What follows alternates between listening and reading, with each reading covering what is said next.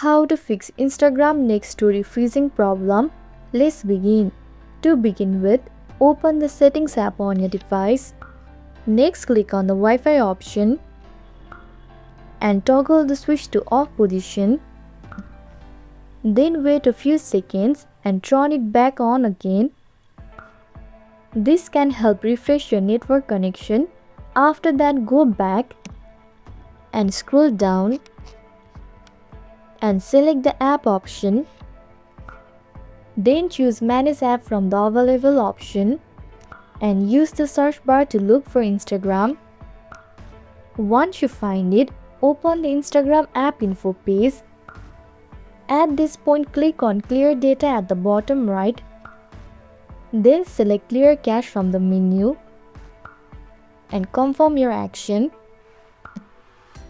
This removes temporary files that might be causing glitches.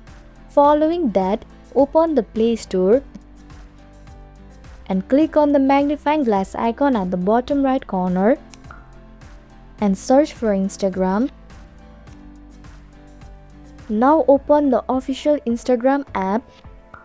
If an update is available, hit the update button. If it shows open, it means your app is already up to date.